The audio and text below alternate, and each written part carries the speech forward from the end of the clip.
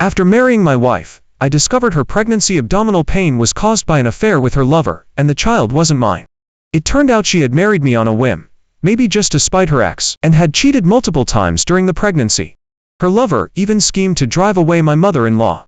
After the divorce, using evidence like surveillance cameras, I teamed up with her lover's wife and exposed the truth at their wedding. In the end, my wife was ostracized by everyone, left with nothing. Her lover went to prison, and I ended up with his wife. I had just landed and arrived home when I saw my wife, Sarah Stone, curled up on the sofa, drenched in cold sweat. Hearing the door open, she weakly called out to me, "David, is that you?" My stomach hurt so much. "What took you so long to get back?" I didn't even take off my shoes. Rushing over to the sofa, I saw her face was deathly pale from the pain. Her appearance instantly scared me half to death. I immediately dialed 911. While waiting for help, I poured a glass of warm water and slowly fed it to her. "Sarah, where's Mom?" I had been away on a business trip for half a month, and fearing she'd be lonely, taking care during pregnancy alone at home, I had specifically invited Eleanor Stone, Sir's mother, to stay with her before I left. But right now, the house was empty. The coffee table was covered in takeout containers. Sarah Stone suddenly started crying tears of grievance. My stepfather accidentally broke his bone, so my mom had to go back. Hearing this, I held her tightly in my arms, comforting her repeatedly with heartache. "Sarah, it's all my fault. From now on, I won't go anywhere. I'll stay and look after you and the baby every day. I'm here, don't be afraid." Fortunately, the ambulance arrived quickly. The EMTs gave her oxygen, and the abdominal pain eased. At the hospital, after a series of checks confirming that both mother and child were okay, I finally breathed a sigh of relief. Given Sarah Stone's signs of threatened miscarriage, the doctor recommended a few days of observation in the hospital, which I readily agreed to. This was mine and Sarah Stone's first child, and I cherished him deeply. The nurse took Sarah Stone to the ward, and I stayed in the office waiting for the doctor to prepare the admission paperwork. "Young man, I know you're young and full of energy, but you need to restrain yourselves when necessary." I was completely confused. Seeing my bewildered look, the doctor continued, "Even after the first 3 months, you still need to moderate yourselves." Moderate what?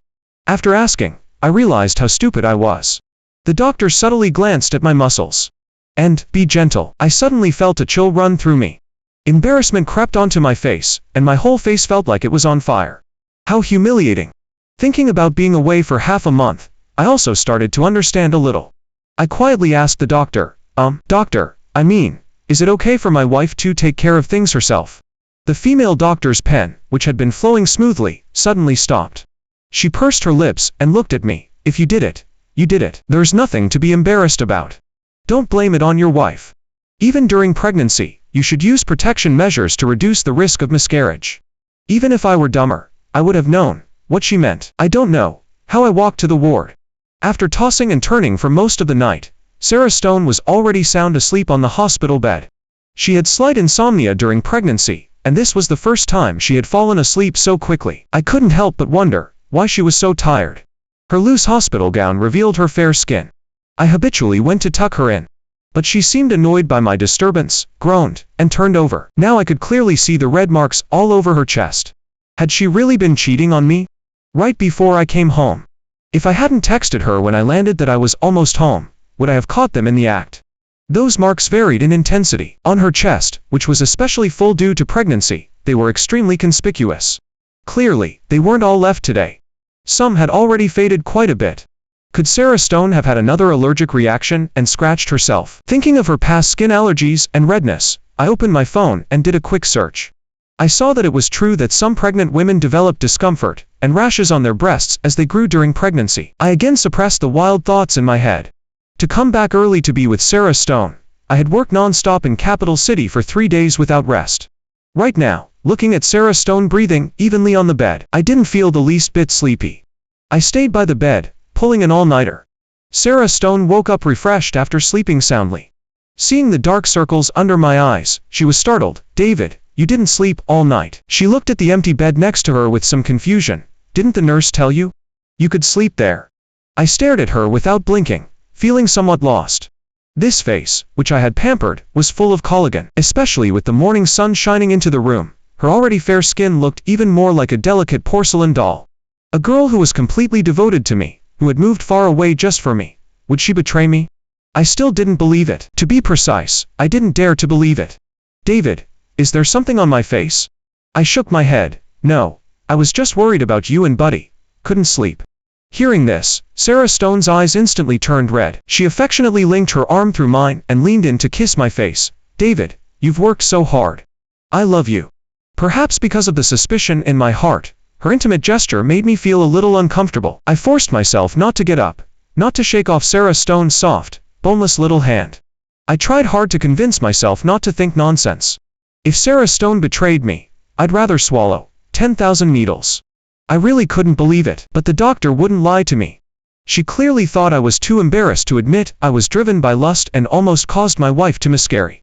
As for the protection measures the doctor mentioned, I understood even better, because I had already learned about it online. The important thing was that the doctor had done an internal examination, and they knew better than I did why Sarah Stone had signs of threatened miscarriage.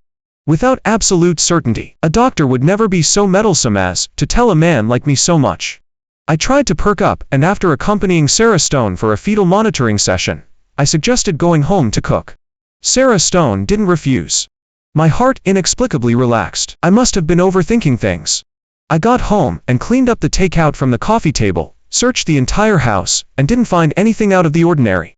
I couldn't help but curse myself for being so suspicious. Maybe Sarah Stone was just lonely and couldn't bear it when I wasn't home. In my eyes, what's the big deal? After she got pregnant, I had also been taking care of things myself. The haze in my heart disappeared, and I hummed a tune as I threw out the trash and started cooking.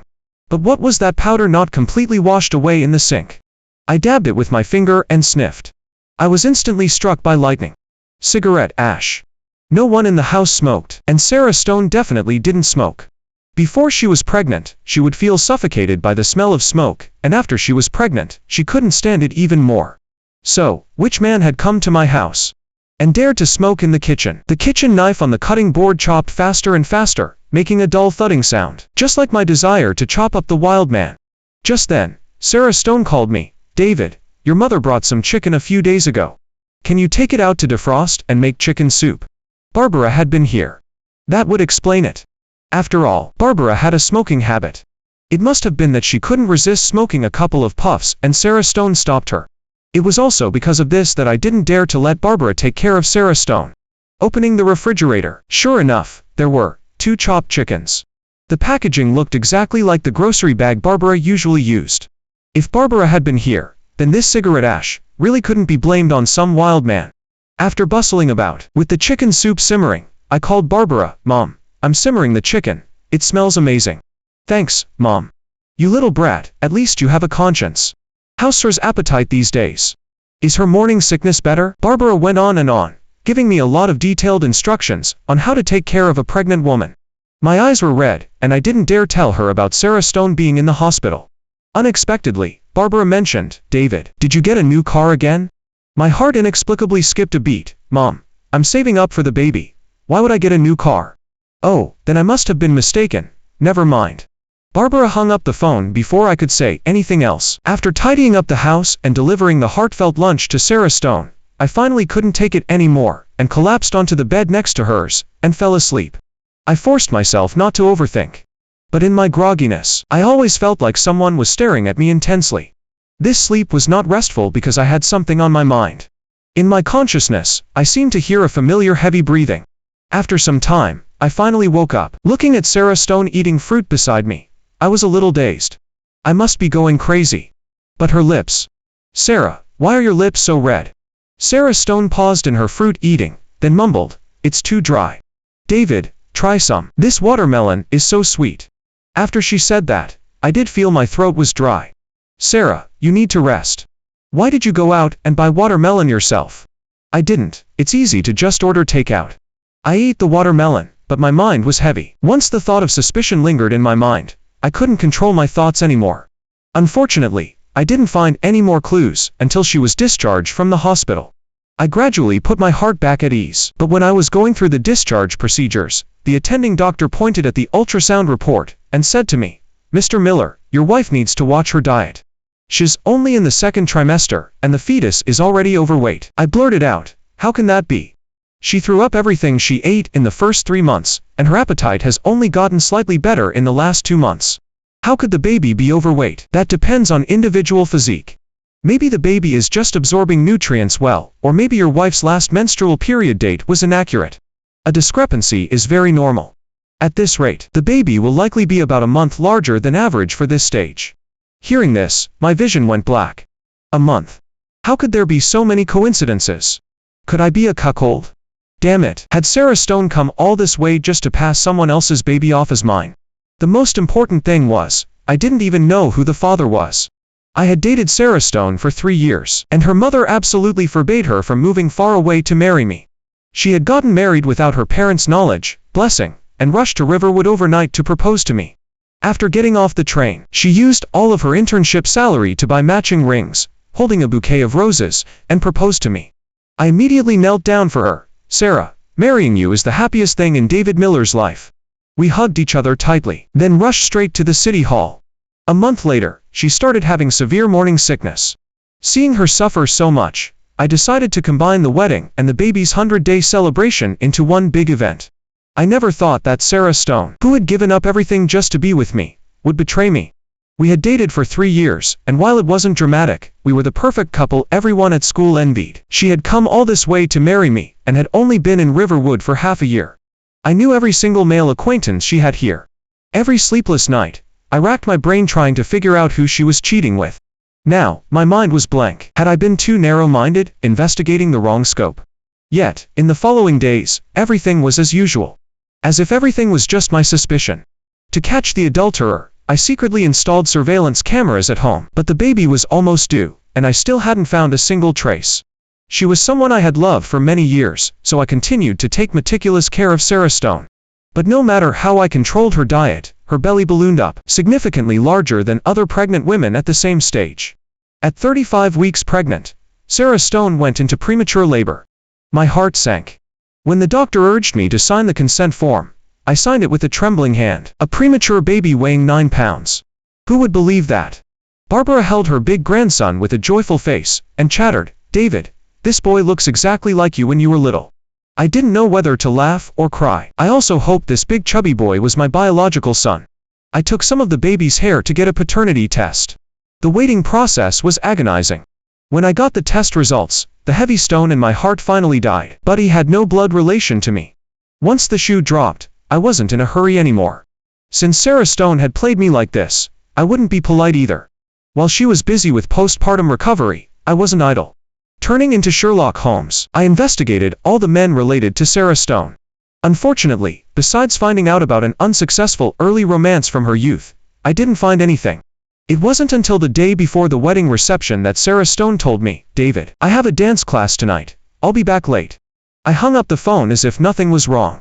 I watched her get into a rideshare with my own eyes. I followed her all the way to the airport. It seemed the mystery was about to be revealed. I stared intently at Sarah Stone waiting for someone in the crowd. A tall, slender man wearing a baseball cap appeared. Sarah Stone flew over and wrapped herself around his waist like a koala. The two of them were kissing passionately, ignoring everyone. I clenched my fists, desperately trying to resist the urge to rush up there. I followed them all the way to a high-end hotel, watching as they entered a guest room. My heart throbbed uncontrollably.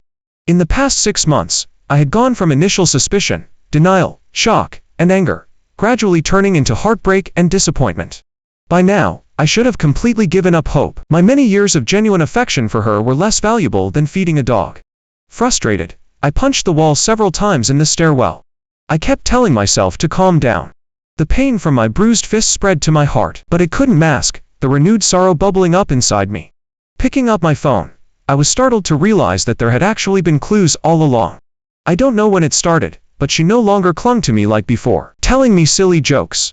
She no longer chattered endlessly about celebrity gossip. We used to have endless conversations for a while. Did she ever have any genuine feelings for me? Was I too busy? So much so that I didn't even notice her changes. Flipping through old chat logs, hatred surged through my heart. It was time to end this absurd farce. Getting closer to the door, I could hear intimate sounds. Counting the minutes, I knocked on the door. The man opened the door. The steam from a recent shower lingered around his head. The man was casually wrapped in a bathrobe, his broad shoulders and narrow waist particularly alluring. On his exposed chest, there were several bite and scratch marks. It seemed things had gotten intense. Rage burned fiercely in my chest, adrenaline rushing to my head. I clenched my fists tightly and got straight to the point. I'm looking for Sarah Stone. Oh, she's taking a shower. The man's nonchalance made my flushed face look incredibly ugly. The man, who was half a head taller than me, gave me an invisible pressure just by his height. When I saw the man's chiseled, handsome face, I even felt a hint of inferiority. The man faced me but kept his hand on the door. I'm Sir Senior, Robert Davis. Sarah Stone came out of the bathroom at this moment. Robert, is someone here? Her lazy tone conveyed extreme pleasure. I bit my lip tightly and said nothing. I wanted to see how Sarah Stone would react when she saw me, her husband. She casually rubbed her hair and walked to the door. When she saw it was me, her eyes were clearly flussled. Then she recovered from her initial surprise and awkwardly adjusted the wide collar of her bathrobe. Robert Davis, sensing the situation, took his hand off the door. Come in and talk.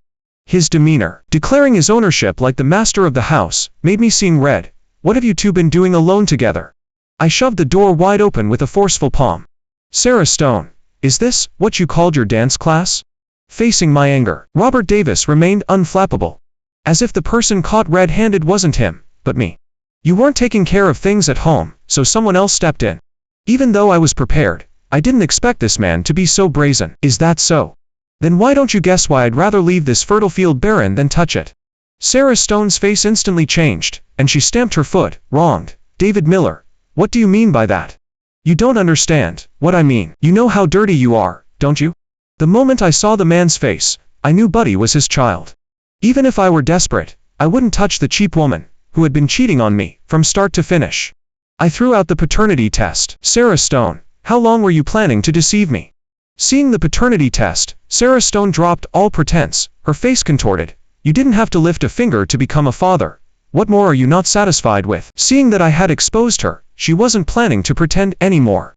She wasn't ashamed, she was almost proud of it, blaming me for not being grateful to them.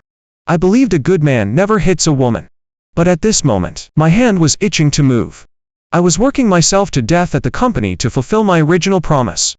And she, cheating on me. I was responsible for making money, and she was responsible for looking beautiful and giving birth to another man's child. My heart twisted with pain. My hand didn't hesitate any longer and slapped her flushed face hard. Not expecting me to hit her, Sarah Stone stumbled back from the force of my slap. Robert Davis quickly and steadily supported her. His long, slender hand rested firmly on Sarah Stone's waist, as if he had done this countless times before. David Miller. You hit me. You bastard. Robert Davis helped Sarah Stone up with a cold face. Real man. Can't you handle it? I was so angry I laughed. He called this not being able to handle it. I've truly lived to see everything. Sarah Stone, were you just playing me the whole time? This wild man, could he be the one who got away you kept dreaming about? How could you be so cheap? If I'm not mistaken, he's already married, right? That time I was on a business trip, was it his doing that you almost miscarried? Sarah Stone's face was alternating between pale and flushed after my repeated questions. No.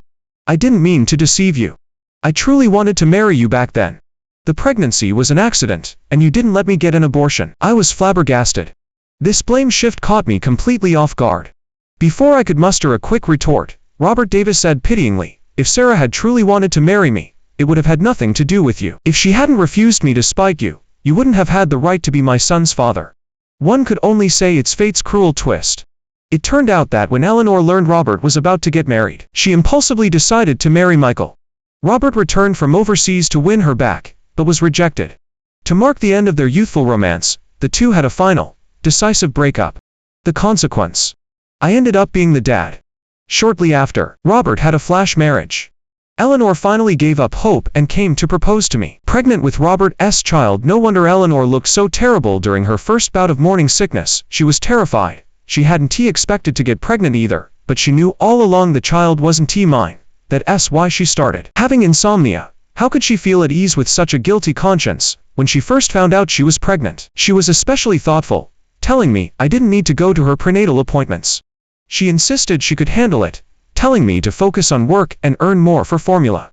When her morning sickness was severe, she brought up abortion several times. But I persuaded her out of it every time. Honey, we've been together for 3 years, and this is the first time this has happened. It means we're meant to have this child. At the time, her face was pale, and she was throwing up nothing but acid into the toilet. Honey, She hesitated, wanting to say more. I was average looking, from an average family.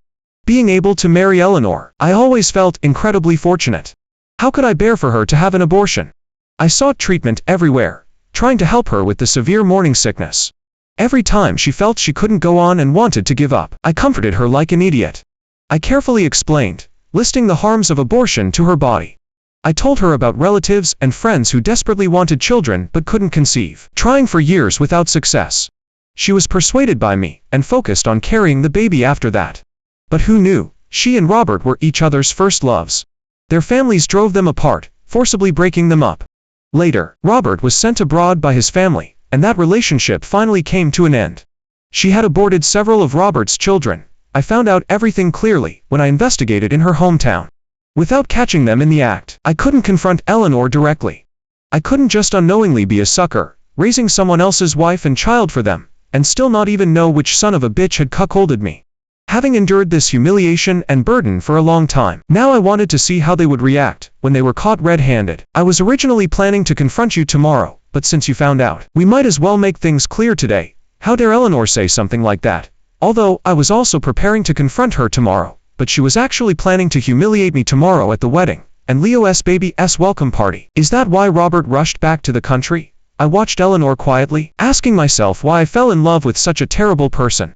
Eleanor calmly took out the already prepared divorce papers from her bag. Given how hard you've worked taking care of me and Leo, give me a settlement, and I'll walk away empty-handed. Leo is my child with Robert, so you won't need to pay a cent of child support.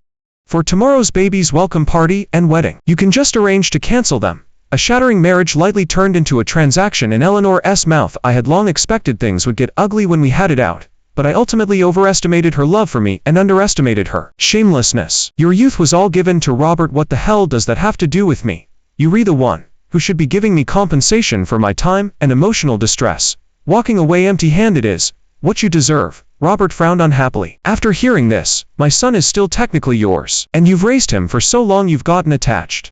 You shouldn't be so cheap. I couldn't help but feel amused. I laughed so hard I cried. You two deserve each other. A perfect match. See you in court. I put away my phone, waving it at them. Since he's not my son, get out and take him with you. Otherwise, if you wait too long, you'll just have to dig him out of the trash can. That night, I handed over all the evidence I had collected to my lawyer. I found an excuse for my mom to relax and had my cousin take her out of town overnight. Leo opened his big round eyes, staring back at me. Such a soft little bundle. I wish so much he was my child. Unfortunately, he wasn't. He was hungry, crying uncontrollably in his cradle, sucking on his fingers. I skillfully prepared his formula, and when he held the bottle, he grinned at me, looking especially happy. I waited a long time, but Eleanor didn't come back to pick up Leo. I called Eleanor, and it rang 7 or 8 times before she answered. Unmistakable sounds that made my face red came through the phone. Oh, I'll be right back. I hung up the phone, scowling. Since Eleanor wanted to disgust me like this, why should I babysit for her and let them have a good time? After Leo finished his formula and fell asleep, I packed his essentials and took him and his bag to the hotel. This time, I banged hard on the door. Leo was startled awake by the noise and immediately started crying miserably. His cries echoed. The despicable couple inside finally quieted down. Eleanor opened the door, wrapped in a bathrobe, her hair messy. Her face was flushed, and her neck was sweaty. Didn't I say I was coming right back? I was worried you might be lonely, so I sent a little something to keep you company. I ignored Eleanor's anger and dissatisfaction and shoved Leo directly into her arms. Hope you have fun.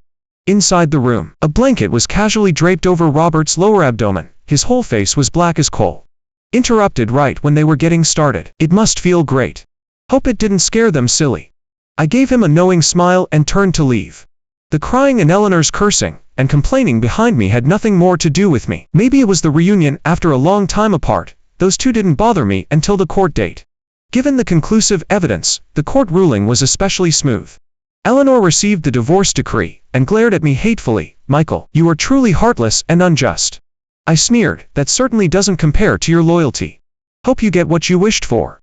Robert held Leo, who was crying and arching his back and wailing, looking completely at a loss at the court entrance. I walked over kindly and played with Leo a little, and Leo immediately reached out his arms, insisting on being held by me. Robert's face instantly turned icy cold. Get lost. Stay away from my son. But I leaned in and whispered in his ear, the real fun is about to begin, Robert.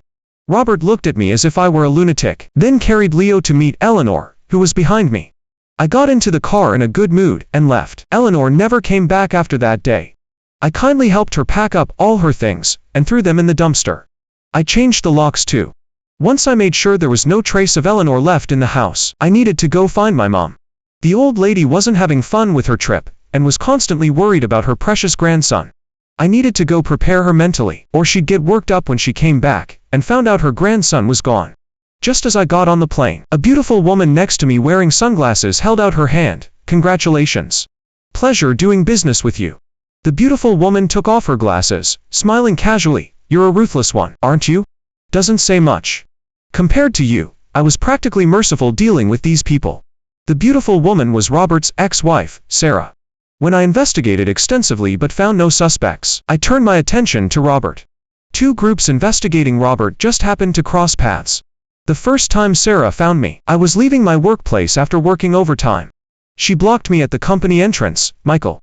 I was surprised. This woman dressed like a socialite. Was she looking for me? Who are you? I am Robert's wife. Do you have time to talk? I agreed on impulse. Coffee shop. My name is Sarah. Have you been investigating your wife's affair partner? Her getting straight to the point instantly made me wary. I hadn't told anyone about this. What are you talking about? I don't understand. Stop fooling yourself. The child isn't yours, even though I had my suspicions. Hearing it from someone else was different.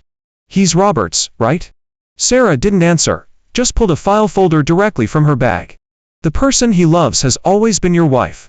I looked through the faded photos one by one, my forehead veins throbbing. This son of a bitch sure knows how to play games. The day I arrived in Chicago, he returned. To get rid of Eleanor's mother, Robert went to great lengths to arrange something, causing Eleanor's stepfather, George, to break his leg. After Martha was gone, Robert openly carried on an affair with Eleanor. He was the one who ordered takeout for Eleanor. The car keys my mom saw on the entryway table were his too. Even the cigarette ashes in the kitchen sink were left by him. And it was him who kissed Eleanor's lips red while I was sleeping in the hospital. Why wouldn't a devoted couple like that just stick together instead of going out and ruining other people's lives? Sarah explained everything to me. The reason Robert didn't marry Eleanor was because he killed Eleanor's father. The faded journal documented Robert's pain and regret from his youth. He and Eleanor secretly had a relationship that resulted in pregnancy. When Eleanor's father found out, he was furious and wanted to break Robert's legs. Robert held a grudge after being beaten several times and wanted to make Eleanor's father suffer a bit. While Eleanor's father wasn't home, he secretly swapped his heart medication. During another confrontation, Eleanor's father had a heart attack. The medicine was to no avail, and he died on the spot. Robert pretended he had discovered Eleanor's father's condition, and although he called an ambulance, it was long past the optimal time for rescue. Eleanor and Martha still don't know Robert killed him. Burdened by the death and filled with anxiety, Robert ran off to another country shortly after. He left Eleanor and Martha to handle the aftermath alone. No one linked Eleanor's father's death to Robert. Even the information I found during my investigation said Robert was forced abroad because their families drove them apart. 3 years later, seeing that the matter hadn't been brought up, Robert started approaching Eleanor again. Unfortunately, by then, Eleanor had already become a couple with me. To get revenge on Robert, she shared every little detail of our passionate relationship with him. Intense possessiveness is an innate flaw in men. Robert was no exception. The two started competing with each other from then on. Eleanor couldn't let go of the fact that Robert had gone abroad without saying a word. Robert couldn't accept that she had turned around and fallen in love with me, and that we were inseparable. It was only then that I realized the sweet romance, where we shared everything, which I thought we had, was all faked by Eleanor. It was just to spite Robert. Maybe people are just messed up. When Robert saw Eleanor was so unappreciative, he immediately turned around and hooked up with Sarah. The two acted out of spite towards each other, tormenting each other, and eventually married others. And Sarah and I became pawns in their game of love and hate. Even though Eleanor had cheated, I used to still believe she had some genuine feelings for me. But Sarah's appearance, plus the evidence, made me realize I was completely and utterly just a pawn. Rage made me want to rush home and kill Eleanor right away. Sarah calmed me down. Fooled to this extent, can you stand it? Don't you hate them? How could I possibly accept it? How could I not hate them?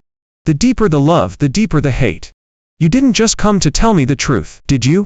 I took the cigarette Sarah offered me and smoked awkwardly. I took a deep drag and coughed uncontrollably. After quitting smoking for Eleanor for several years, I actually couldn't smoke anymore. Pathetic. Ridiculous. Sarah watched my pathetic state calmly, and after a long time, she said, "That depends on what you want to do." She looked at me with certainty. There wasn't the slightest bit of frustration or anger about her husband's cheating. In that moment, I was sure she already had a perfect plan. She just needed me to cooperate. Seeing I didn't say anything, Sarah flicked the ash from her cigarette. "If you want to raise Robert's child, then pretend I was never here." With that, she stubbed out her cigarette, grabbed her bag, and left. I gritted my teeth and grabbed her bag. "What's your idea? Just say it." Sarah beckoned me over, and I leaned in. Robert was so impatient that he hadn't even gotten a divorce yet, but was already getting married to Eleanor publicly in his hometown. Sarah did not want a divorce, she just didn't want to make it easy for Robert. And Robert couldn't bear to lose her wealth. Looking at it that way, his love for Eleanor didn't seem all that deep. To reassure Eleanor, Robert got a fake divorce certificate. He was so eager, so of course Sarah and I had to give them a wedding present. At the wedding, the cause of Eleanor's father's death was laid bare. Who wrote that faded journal? Others might not know, but Eleanor knew. And Martha knew perfectly well. The groom became the killer of the bride's father. The wedding was a chaotic mess. Under Eleanor's disbelieving gaze, Robert's lips were pressed tightly as he adamantly denied it. "Eleanor, it's all a misunderstanding. Teacher Shu was my mentor. How could I do something so despicable?" Eleanor believed Robert without a doubt. Unfortunately, Martha didn't believe him. After Eleanor's father was buried that year, Martha realized something was wrong. The heart medication they had just bought was almost gone. If Eleanor's father had taken the medicine, and still died from a heart attack, Martha felt it didn't make sense. But he had already been buried, and she couldn't verify it anymore. The journal described the scene in detail. It wouldn't be so clear if it weren't. The person involved. Martha's eyes were red-rimmed, as she walked step by step towards Robert and questioned him. "You killed Eleanor's father." Eleanor panicked. "Mom, Robert would never do such a thing." Eleanor's stepfather, George, then received a video showing someone secretly pouring lubricant on the ground in the park before he fell and broke his leg. Through the screen, the crisp thud of him falling made George, who had almost fully recovered, still twitch. Squinting, George picked up his cane nearby and, without a word, started hitting Robert. "You animal. I knew there was no reason I should have fallen. Killing Eleanor's real dad wasn't enough, and now you want to mess with me too." Fie.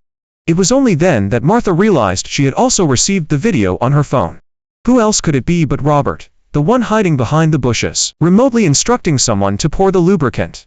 Robert's face turned pale for the first time. He gulped hard. "Dad, I didn't expect you to break your leg.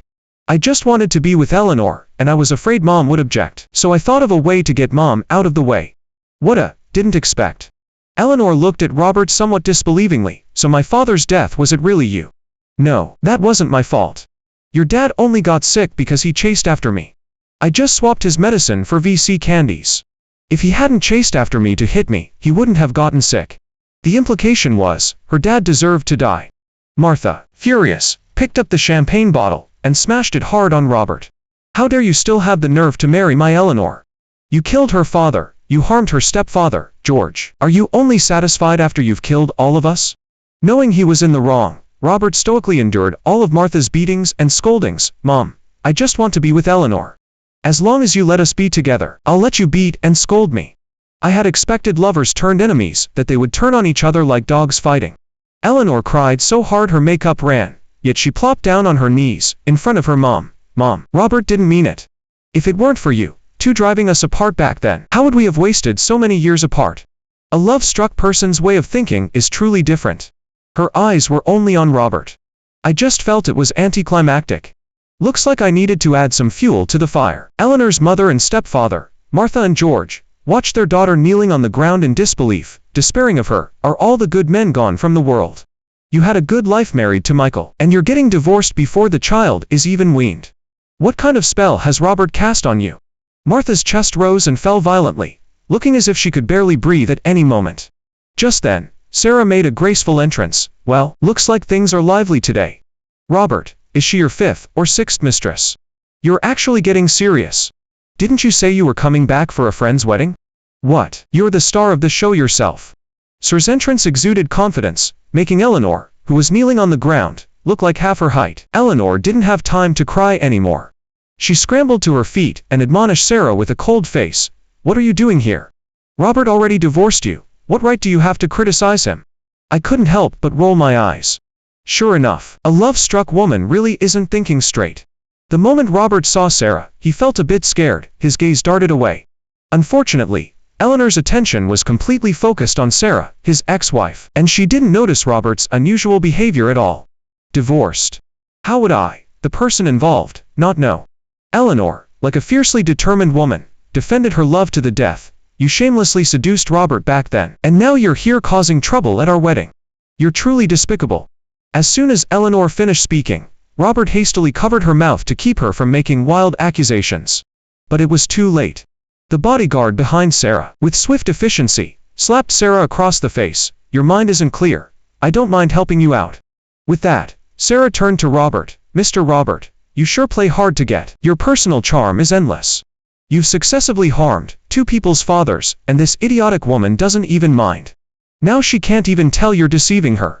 Eleanor took a slap, and Robert only slightly shielded her behind him. Seeing Robert act like this, Eleanor finally wasn't stupid anymore. Robert, you 2 aren't divorced. Sarah applauded her. Correct answer. Your prize is this man. With that, Sarah walked away triumphantly. Robert immediately abandoned Eleanor and chased after Sarah, apologizing. Sarah, she gave me a son. I should take responsibility for her. The guests were in uproar. Whispers and gossip spread everywhere. It was only then that Martha learned Leo wasn't my child. Her vision went black, and she fainted on the spot.